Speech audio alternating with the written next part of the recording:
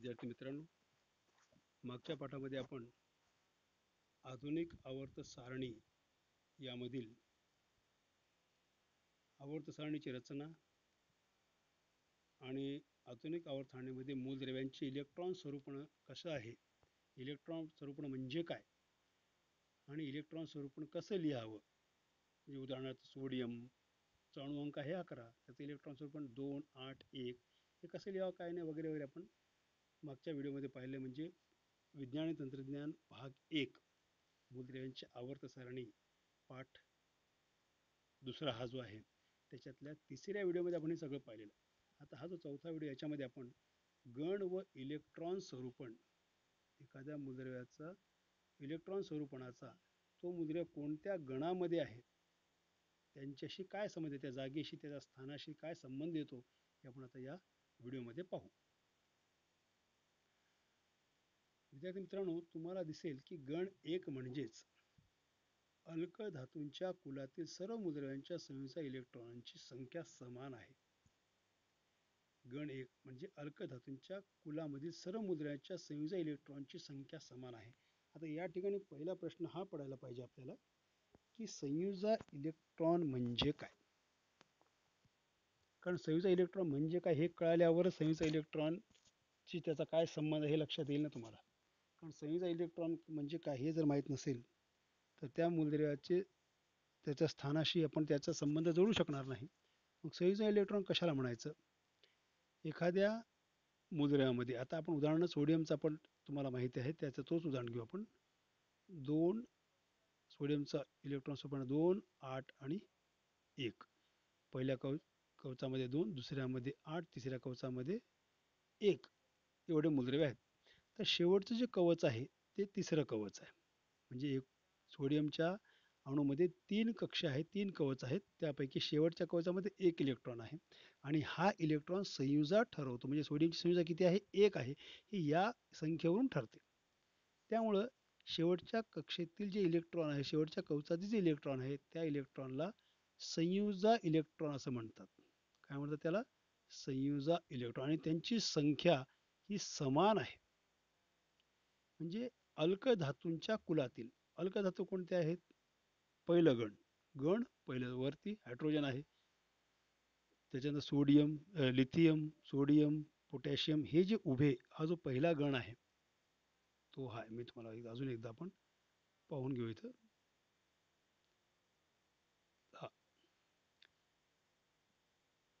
हा पहिला गण, हा पहिला गण, लिथियम, सोडियम, पोटॅशियम, रुबिडियम वगैरे हे या पहिल्या गणातील जे मूलद्रव्य आहेत त्यांची संयुजा इलेक्ट्रॉनची संख्या कशी आहे, समान आहे. प्रत्येकाच्या शेवटच्या कक्षेमध्ये, शेवटच्या कवचामध्ये किती आहेत, 1 इलेक्ट्रॉन आहे. हे यामध्ये यांना सांगायचं आहे. तर तसेच दुसऱ्या कोणत्याही एका गणातील मूलद्रव्ये पाहिली तर त्यांच्या संयुजा इलेक्ट्रॉनांची संख्या समान असल्याचे तुम्हाला दिसेल. म्हणजे एवढंच नाही तर कोणतंही गण घ्या, त्यांच्यामध्ये संयुजा इलेक्ट्रॉनची संख्या समान असते.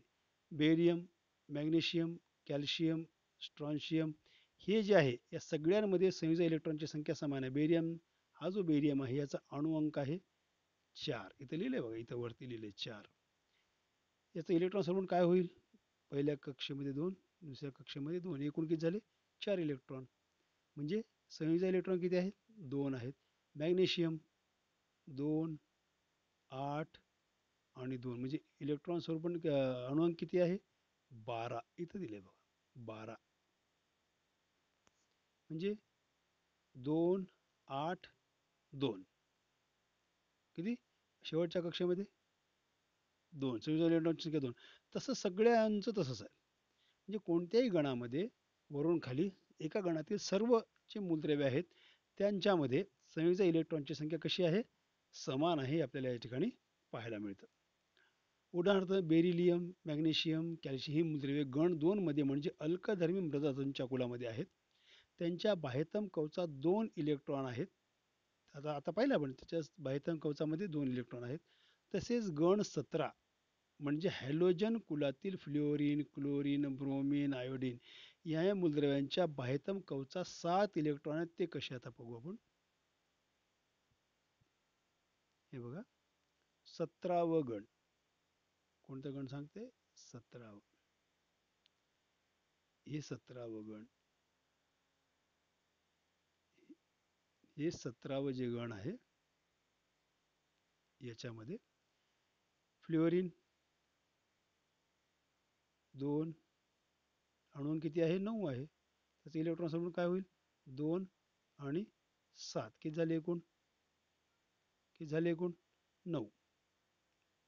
क्लोरीन 17. चे इलेक्ट्रॉन सोडून काय होईल? 2, 8 आणि 7. म्हणजे 2 आणि 8 10 आणि 7 17.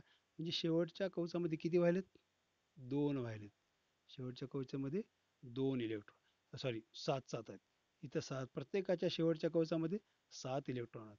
त्यामुळे ते नंबर त्यांचा कोणता आहे? 17व्या गणामध्ये सर्व मूलद्रव्यांना जागा मिळालेली आहे.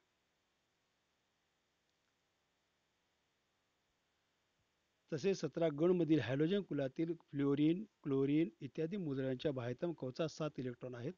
कोणत्याही एका गणात वरून खाली जाताना इलेक्ट्रॉनचे एकक कवच वाढत जाते. वरून खाली जाताना कोणत्याही एका गणात वरून खाली जाताना इलेक्ट्रॉनचे एक एक कवच वाढत जाते. हे बघू. हे बघा, हायड्रोजन अणू अंक 1 आहे. अणू अंक 1 आहे. पहिल्या कवचामध्ये 1 इलेक्ट्रॉन, संपले इलेक्ट्रॉन. लिथियम 3 आहेत. पहिल्या कवचामध्ये 2, दुसऱ्यामध्ये 1. किती कवच झाले? 2 झाले. सोडियम 11 आहे. 2, 8 आणि 1 किती झाले? 11. म्हणजे गणामध्ये वरून खाली येत असताना काय होतं? एक एक एक एक कवचाची संख्या वाढायली. इथे एकच कवच आहे हायड्रोजनला. लिथियमला 2, सोडियमला 3, पोटॅशियमला 4, 5, 6, 7. हे 7व्या गणामध्ये आहे. सॉरी 7व्या आवर्तनामध्ये आहे. 7व्या आवर्तनामध्ये गण जरी पहिला असलं तरी 7व्या आवर्तनात जो मूलद्रव्य येतोय त्याला 7 कक्षा आहेत. याला 6 आहेत, याला 5 आहेत, याला 4 आहेत, याला 5 आहेत, याला 4 आहेत, याला 3 आहेत. हे बघा, हे 3, याला 2 आहेत आणि हायड्रोजनला 1 आहे. म्हणजे गणात वरून खाली येताना एक एक कवचाची संख्या वाढत जाते, हे आपल्याला पाहायला मिळते. यावरून आपल्याला असे म्हणता येईल की बाह्यतम कवचाचे इलेक्ट्रॉन स्वरूपण हे आधुनिक आवर्त सारणीतील त्या त्या गणांचे वैशिष्ट्य आहे.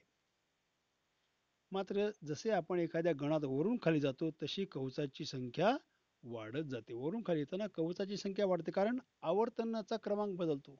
पहिल्या आवर्तनात जेवढे मूलद्रव्य आहेत, पहिल्या आडव्या ओळीमध्ये म्हणजे पहिल्या आवर्तनात जेवढे मूलद्रव्य आहेत त्या सर्वांचं एकच कवच आहे. दुसऱ्या आवर्तनामध्ये जे मूलद्रव्य आहेत ते दुसऱ्या आवर्तनात आहेत, पण गण जरी तोच असला तरी त्यांचे कवच किती आहेत? प्रत्येक मूलद्रव्यामध्ये 2 आहेत. तिसऱ्या आवर्तनात जे मूलद्रव्य आहेत ते जरी वरून खाली गण जरी बदलत असलं, गण जरी एकच असलं तरी आवर्तन बदलल्यामुळे त्यांच्या कवचाची संख्या बदलते. तिसऱ्यामध्ये 3 कवच आहेत. चौथ्या आवर्तनामध्ये जे मूलद्रव्य येतात त्यांना 4 कवच आहेत. 5व्या आवर्तनात जे मूलद्रव्य येतात त्यांना 5 कवच आहेत. हेच या ठिकाणी त्यांना म्हणायचं आहे. आधुनिक आवर्त सारणीत नंबर 1, मूलद्रव्ये त्यांच्या चढत्या अनुक्रमांकाप्रमाणे मांडली आहेत. ही माहिती आहे आपल्याला. उभ्या स्तंभांना गण म्हणतात. एकूण 18 गण आहेत. एका गणातील मूलद्रव्यांच्या रासायनिक गुणधर्मामध्ये साधर्म्य व प्रवणता दिसते. सारखेपणा आणि त्याच्यामध्ये प्रवणता दिसून येते. आडव्या ओळींना आवर्त असे म्हणतात. एकूण 7 आवर्त आहेत. एका आवर्तामध्ये एका टोकाकडून दुसऱ्या टोकाकडे जाताना मूलद्रव्यांचे गुणधर्म हळूहळू बदलत जातात. ही आपल्याला या ठिकाणी पाहायला मिळते. या आवर्त सारणी आपण याच्याबद्दल माहिती घेतलेली आहे. त्यानंतर आता हे फार महत्वाचा मुद्दा दिसतोय बघा आपल्याला. हा जो भाग आहे, सांगा पाहू, हा भाग मूल्यमापनासाठी या वर्षी अभ्यासक्रमातून वगळलेला आहे. तरी सुद्धा आपण याचा विचार करू, कारण आपल्या अभ्यासासाठी चांगलं आहे, कारण पुढच्या काही गोष्टी समजण्यासाठी आवश्यक आहे. आधुनिक आवर्त सारणीचे अवलोकन केल्यावर दिसते की lithium, beryllium, boron, carbon, nitrogen, oxygen, fluorine आणि निऑन. हे बघा, lithium, beryllium, boron, carbon, nitrogen, oxygen, fluorine आणि निऑन आवर्त 2 मध्ये आहेत. हे बघा, दुसरं आवर्त. आवर्त कोणतं आहे? हे दुसरं आवर्त ना यायचं. त्या सर्वांचे इलेक्ट्रॉन स्वरूपण लिहा. आता हे जे मूलद्रव्य आहेत या सगळ्यांचं काय लिहा? इलेक्ट्रॉन स्वरूपण लिहा. सोपं आहे, तुम्ही लिहू शकता. लिथियम, हा जो लिथियम आहे त्याचं इलेक्ट्रॉन स्वरूप दिलेलं आहे 2 1. बेरिलियमचं इलेक्ट्रॉन स्वरूप त्याच्या खाली दिलेलं आहे 2 2. बोरॉनचं इलेक्ट्रॉन स्वरूपण 2 3. कार्बनचं 2 4. नायट्रोजनचं इलेक्ट्रॉन स्वरूपण 2 5. ऑक्सिजनचं इलेक्ट्रॉन स्वरूपण 2 6. म्हणजे 6 2 8. म्हणजे ऑक्सिजनचा अणुअंक किती आहे? 8. फ्लोरीन 2 7 आणि निऑन 2 8. या मूलद्रव्यामधील संयुजा इलेक्ट्रॉनची संख्या एकसारखी आहे का? त्याच्यावरून सांगा तुम्ही. प्रत्येक मूलद्रव्याच्या शेवटच्या कक्षेमध्ये जे इलेक्ट्रॉन आहेत त्यांची संख्या सारखी आहे का नाही? लिथियममध्ये शेवटच्या कक्षेमध्ये किती इलेक्ट्रॉन आहे? 1. बेरिलियममध्ये शेवटच्या कक्षेमध्ये किती इलेक्ट्रॉन आहेत? 2. बोरॉनच्या शेवटच्या कक्षेमध्ये किती आहेत? 3. कार्बनच्या शेवटच्या कक्षेमध्ये 4. नायट्रोजनच्या 5. ऑक्सिजनच्या 6. फ्लोरीनच्या शेवटच्या कक्षेमध्ये 7 आणि निऑनच्या शेवटच्या कक्षेमध्ये 8 इलेक्ट्रॉन आहेत. 8 इलेक्ट्रॉन झाले की कक्षा पूर्ण भरली. येथे आवर्त संपलं. आता पुढची कक्षा जेव्हा सुरू होते तेव्हा आवर्त तिसरं होते, मग कारण तिसरी कक्षा सुरू, तिसरा कवच सुरू होतो. अशा पद्धती त्यांच्यामधील कवचांची संख्या एकसारखी आहे का? कवचांची संख्या एकसारखीच आहे. इथं कवच 2च आहेत, इथं कवच 2च आहेत, इथं कवच 2 3 2 4. पहिल्या कवचात 2, दुसऱ्यामध्ये 4. पहिल्या कवचामध्ये 2, दुसऱ्यामध्ये 5. पहिल्या कवचामध्ये 2, दुसऱ्या कवचामध्ये 6. पहिल्या कवचामध्ये 2, दुसऱ्या कवचामध्ये 7. पहिल्या कवचामध्ये 2, दुसऱ्या कवचामध्ये 8 इलेक्ट्रॉन आहेत. म्हणजे कवचांची संख्या समान आहे, फक्त संयुजा इलेक्ट्रॉनची संख्या बदलते असे आपल्याला दिसते. तुम्हाला असे दिसेल की या मूलद्रव्यांच्या संयुजा इलेक्ट्रॉनची संख्या वेगवेगळी आहे, मात्र त्यांच्यातील कवचांची संख्या एकसारखी आहे. बरोबर आहे. तुम्हाला असेही दिसेल की आवर्तामध्ये डावीकडून उजवीकडे जाताना असा अणुअंक एकाने वाढतो, तशी संयुजा इलेक्ट्रॉनची संख्या सुद्धा एकाने वाढत जाते. लिथियमचा अणुअंक आहे 3. बेरिलियमचा अणुअंक आहे 4. बोरॉनचा 5. कार्बनचा 6. नायट्रोजनचा 7. ऑक्सिजनचा 8. फ्लोरीनचा 9 आणि याचा 10. म्हणजे जसजसं अणुअंक एकने वाढतो तसे संयुजा इलेक्ट्रॉनची संख्या सुद्धा एकने वाढत जाते, असं आपल्याला याच्यामध्ये पाहायला मिळते.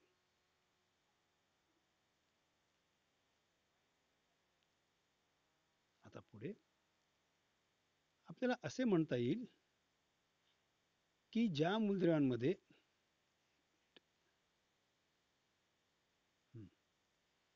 ज्या मूलद्रव्यांमध्ये इलेक्ट्रॉन असलेल्या कवचांची संख्या एकसारखी असते ती मूलद्रव्ये एकाच आवर्तात असतात. ज्या मूलद्रव्यामधील इलेक्ट्रॉन असलेल्या कवचांची संख्या एकसारखी असते ती सर्व एकाच आवर्तात असतात. आवर्त दुसरं, पहिलं घ्या, दुसरं घ्या, तिसरं घ्या. आवर्त म्हणजे आडवी ओळ. त्याच्यामध्ये जेवढे मूलद्रव्य आहेत त्या सगळ्यांचे कवच तेवढेच आहेत. सोडियम 3 कवच, मॅग्नेशियम 3 कवच, ॲल्युमिनियम 3 कवच, सिलिकॉन 3 कवच, फॉस्फरस 3 कवच, सल्फर 3 कवच. दुसरं आवर्त जर घेतलं तर lithium, beryllium, boron, carbon, nitrogen, oxygen या सगळ्यांमध्ये पहिलं कवच म्हणजे त्याला नाव असतं के, दुसऱ्या कवचाला नाव असतं एल, तिसऱ्या कवचाला नाव असतं एम. तर हे 2 कवच आहेत बघा इथं फक्त.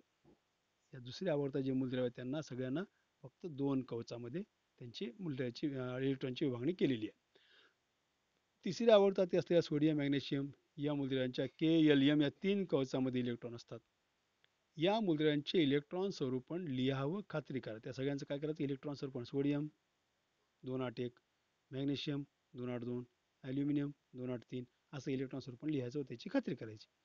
आधुनिक आवर्त सारणीतील एका आवर्तामध्ये डावीकडून उजवीकडे जाताना बाह्यतम कवचात इलेक्ट्रॉन भरले जातात.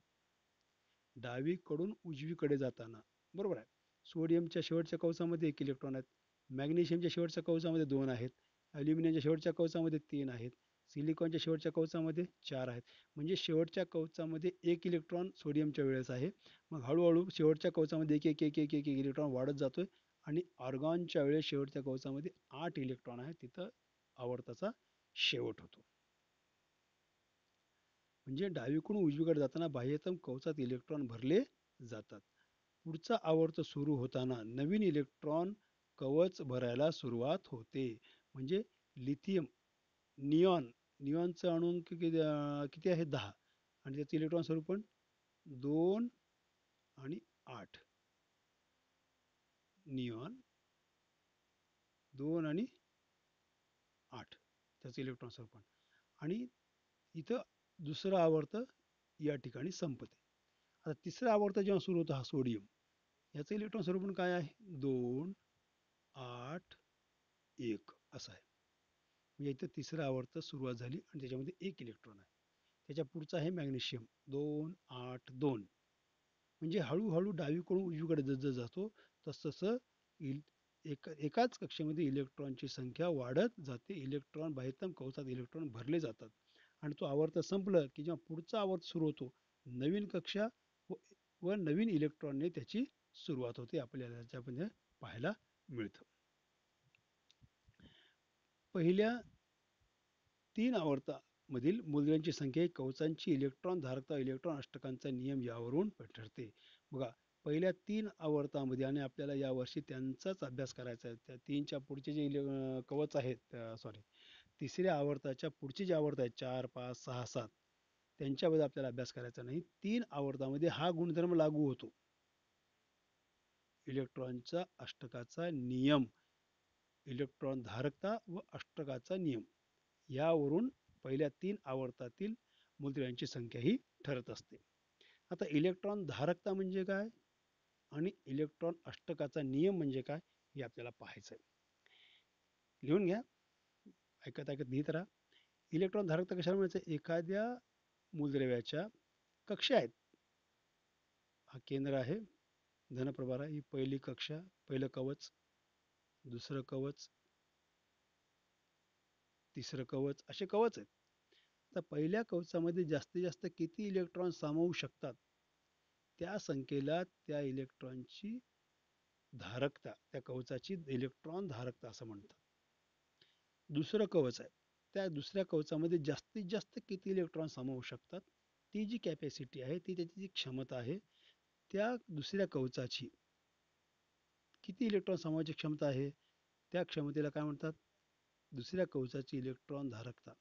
तिसऱ्या कवचामध्ये किती इलेक्ट्रॉन सामावू शकतात, किती इलेक्ट्रॉन तो धारण करू शकतो, त्याला कवचाची इलेक्ट्रॉन धारकता असं म्हणतात. आता ही इलेक्ट्रॉन धारकता कोणत्याही कवचाची असेल, ती कशी ठरवायची?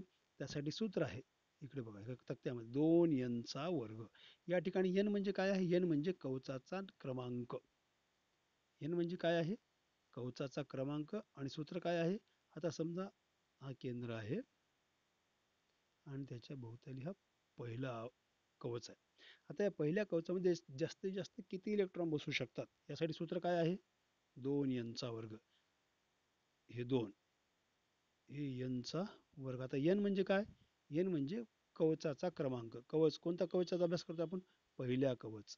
म्हणजे 2 गुणिले पहिला कवच म्हणजे नंबर 1 पहिल्या कवचामध्ये, त्याचा वर्ग. n म्हणजे कवचाचा क्रमांक 1. 2 गुणिले 1 चा वर्ग म्हणजे 1, बे 1 बे, म्हणजे पहिल्या कवचामध्ये किती इलेक्ट्रॉन बसतात? 2 इलेक्ट्रॉन सामावू शकतात. म्हणजे दुसऱ्या कवचाची इलेक्ट्रॉन धारकता किती आहे? सॉरी, पहिल्या कवचाची इलेक्ट्रॉन धारकता किती आहे? 2. आता दुसरा कवच, याच्यामध्ये जास्तीत जास्त किती इलेक्ट्रॉन दुसरा कवच धारण करू शकतो? हे सूत्र आहे. आता काय करायचं? 2 ह्या n जागी 2 लिहायचं. 2 गुणिले 2 चा वर्ग. 2 गुणिले 2 चा वर्ग म्हणजे 4. बेचोक 8. किती इलेक्ट्रॉन सामावू शकतो दुसरा कवच? 8. 1, 2, 3, 4, 5, 6, 7 आणि 8. दुसऱ्या कवचामध्ये 8 इलेक्ट्रॉन जास्तीत जास्त सामावू शकतात. दुसऱ्या कवचाची इलेक्ट्रॉन धारकता किती आहे? 8 आहे 8. तसंच प्रत्येक कवचाची इथं काढून दिलेली आहे बघा. के म्हणजे पहिला कवच, एल, एम या कवचानुसार त्यांना नावं दिलेली आहेत. पहिल्या कवचामध्ये जास्तीत जास्त 2 इलेक्ट्रॉन, दुसऱ्यामध्ये 8, तिसऱ्यामध्ये 18, चौथ्यामध्ये 32, असं प्रत्येकाची काढता येते.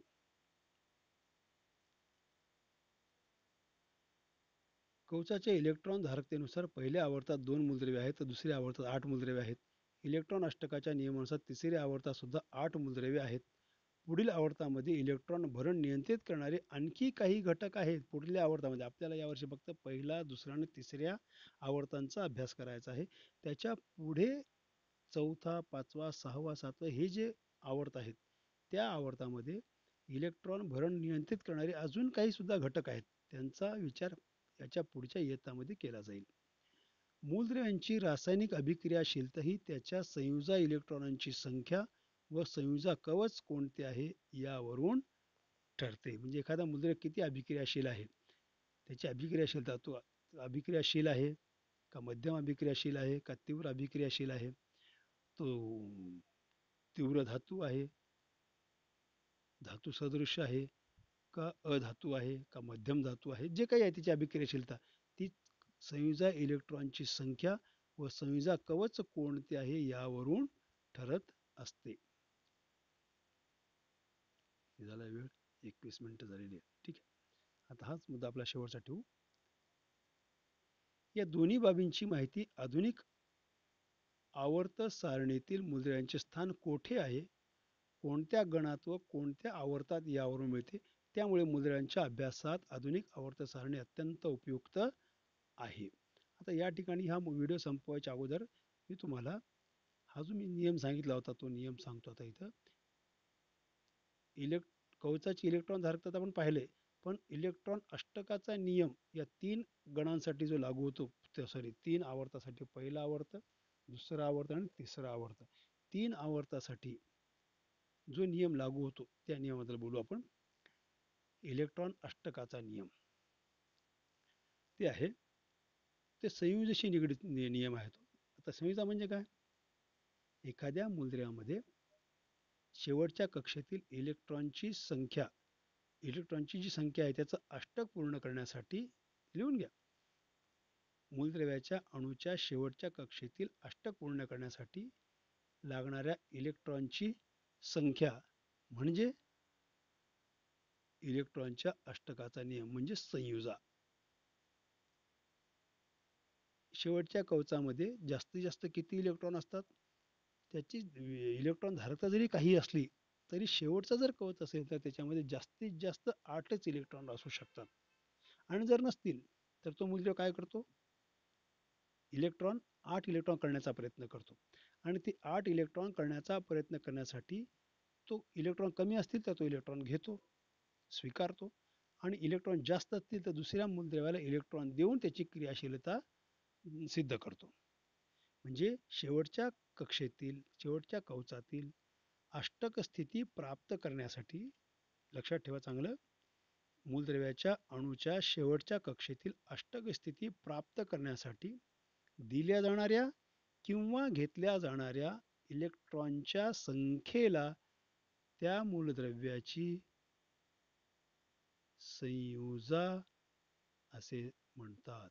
म्हणजे संयुजा इलेक्ट्रॉन जे आपण ऐकतो तेव्हापासून, तो ज्या कक्षेतील इलेक्ट्रॉन संयुजा ठरवतात त्या इलेक्ट्रॉनला काय म्हणतात, संयुजा इलेक्ट्रॉन असं म्हणतात. आणि संयुजाचा ही जी व्याख्या आहे ती इलेक्ट्रॉनच्या अष्टकाच्या नियमाशी जुळणारी आहे. ठीक आहे, अभ्यास करा. किती वेळ झालेला आहे, जवळपास 25 मिनिटं होत आहेत. काळजी घ्या, अभ्यास करा, जास्तीत जास्त वेळ अभ्यासामध्ये घालवा. पुढच्या तासामध्ये आपण बाकीचा पुढचा भाग पाहू.